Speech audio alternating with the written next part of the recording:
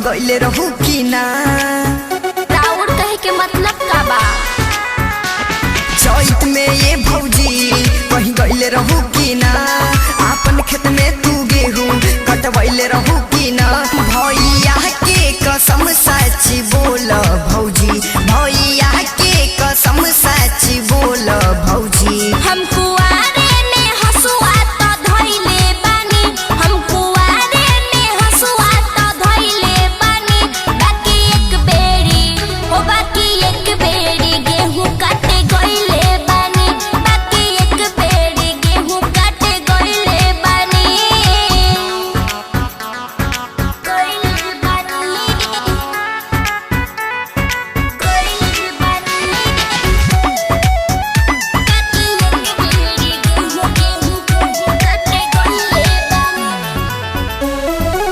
सुना देवार जी कर सवार जी कर न जादे सवाल नु हो। ना ये भौजी आप सब बताबही के पड़ी।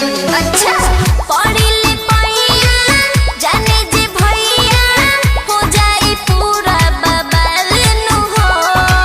लागत कुछो छुपावतारू हो साचो न बतिया बतावतारू हो।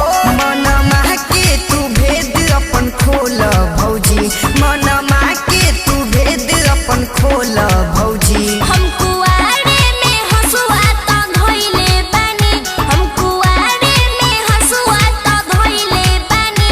बाकी एक बेरी ओ बाकी एक बेरी गेहूं काटे गइले बानी, बाकी एक बेरी गेहूं काटे गइले बानी।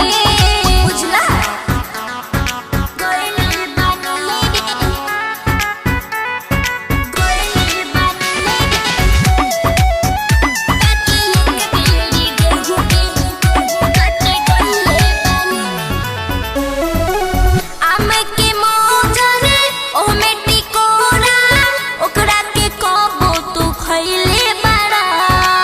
ना ये भौजी आप सब बताबही के पड़ी।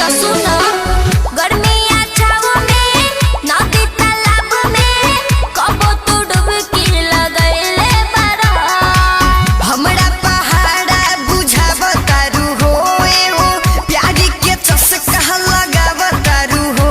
साहिल कदम के ऐसे न तौल भौजी, साहिल कदम के ऐसे न तौल भौजी। हम